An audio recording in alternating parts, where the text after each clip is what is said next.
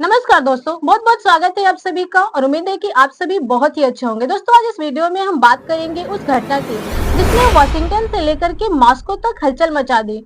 और ये घटना है ट्रंप और पुतिन की प्रस्तावित बैठक का रद्द हो जाना। और इसका कारण बना है यूक्रेन मुद्दे पर रूस की नई मांगों का दबाव। तो आइए जानते हैं कि ट्रंप और पुतिन की मुलाकात रद्द हो जाना सिर्फ एक डिप्लोमेटिक इवेंट है या फिर इसके पीछे कोई बड़ा धमाका छिपा हुआ है। आखिर रूस की वो मांगे है क्या जिसने अमेरिका को बौखला दिया है? क्या दुनिया एक बार फिर से तीसरे विश्व युद्ध के मुहाने पर आ खड़ा हुआ है? और अगर ये तनाव इस प्रकार से बना रहा तो आखिर कब तक यूक्रेन जो है जंग का मैदान बना रहेगा? इन सभी के बारे में इस वीडियो में जानेंगे, इसलिए वीडियो को स्किप नहीं कीजिएगा। दोस्तों डोनाल्ड ट्रंप और व्लादिमीर पुतिन की जो मुलाकात होने वाली थी वो बुडापेस्ट में होने वाली थी। ये बैठक बुडापेस्ट में ही होने वाली थी, लेकिन रूस के द्वारा की गई नई मांगों के कारण इसे रद्द कर दिया गया है। कुछ समय पहले ही रूस के द्वारा एक हार्डलाइन मेमो जारी किया गया, यानी कि सख्त शर्तों वाली चिट्ठी। इसने सब कुछ बदल कर रख दिया, ये मुलाकात को रद्द कर दिया।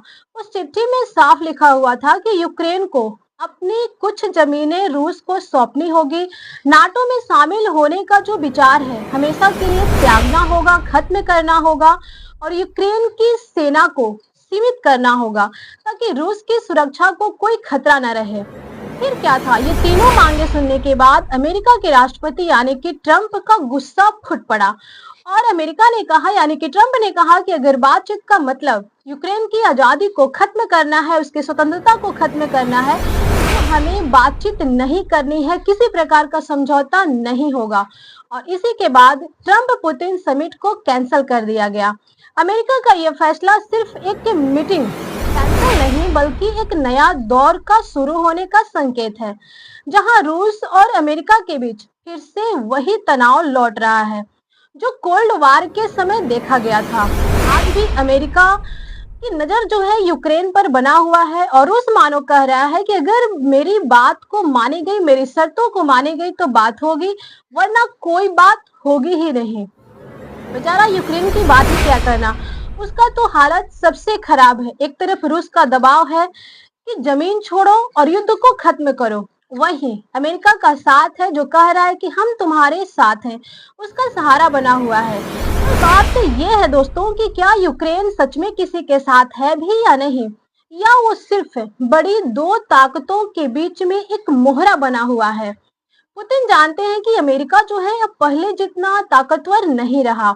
अमेरिका इस समय अपने घरेलू मुद्दों में ही उलझा हुआ है और यही वक्त रूस के लिए सबसे अनुकूल लग रहा है। दोस्तों पुतिन ने मेमो के जरिए दो बातें दुनिया को स्पष्ट दिखा दी है, या तो मेरी शर्तों पर बात होगी या फिर कोई बात होगी ही नहीं।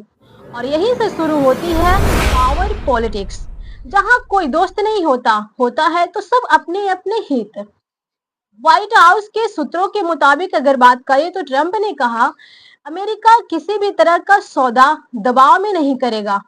और यही बयान जो है पूरे विश्व मीडिया में हेडलाइन बन गया। लेकिन ट्रंप की पॉलिसी का यू टर्न ये जो है सबको हैरान कर दिया है। याद कीजिए दोस्तों, कुछ महीने पहले ट्रंप ने कहा था कि मैं रूस और यूक्रेन के बीच एक दिन में शांति करवा दूंगा। लेकिन अब वही ट्रंप कह रहे हैं कि बात तभी होगी जब रूस जो है अपनी मांगों को बदलेगा, अपनी शर्तों को बदलेगा। तो क्या यह शांति की कोशिश खत्म हो गई है या सिर्फ पावर शो है अपनी अपनी? दोस्तों अब सवाल ये है कि इस टग ऑफ वार में जीतेगा कौन? रूस जो अपने इलाके का राजा है, या फिर अमेरिका जो अब भी ग्लोबल सुपर पावर कहलाता है? विशेषज्ञों का मानना है कि आने वाले हफ्तों में, आने वाले समय में रूस यूक्रेन के कुछ हिस्सों में फिर से सैन्य कार्रवाई तेज कर सकता है। रूस फिर से अपनी कार्रवाइयों को तेज कर सकता है और अमेरिका शायद नाटो को आगे बढ़ाकर रूस की ताकत को रोकने की कोशिश कर सकता है। यानी आने वाला समय बहुत ही नाजुक होने वाला है।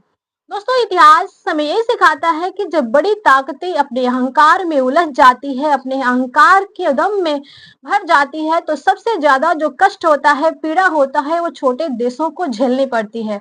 जैसे अगर बात करें 1945 में, जर्मनी का टूटना, 1991 में सोवियत संघ का बिखरना और अब 2025 में शायद यूक्रेन अगला मोहरा बन चुका है।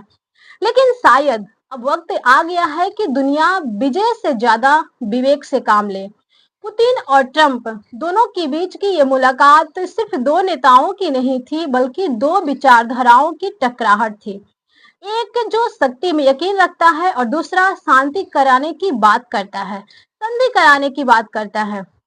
लेकिन जब शक्ति संवाद को निगल जाती है, गटक जाती है, तो इतिहास फिर खून लिखने को तैयार हो जाता है। चलिए दुआ करते हैं कि जब ये रूस और यूक्रेन का युद्ध जल्द ही समाप्त हो और जो खून की बहावही हो रहा है वो बंद हो जाए। आगे की वीडियो में हम जानेंगे कि अब आगे क्या होता है, रूस के द्वारा क्या फैसले लिए जाते हैं, यूक्रेन के द्वारा क्या किया जाता है और ट्रंप अब आगे क्या करते हैं। अब दोस्तों इस वीडियो में इतना ही। अगर जानकारी अच्छी लगी हो तो लाइक कीजिएगा, दोस्तों के पास शेयर कीजिएगा और चैनल पे नए हो तो सब्सक्राइब करके बेल आइकन जरूर प्रेस कीजिएगा। तो मिलते हैं नेक्स्ट वीडियो में नेक्स्ट जानकारी के साथ। तब तक के लिए जय हिंद, जय भारत।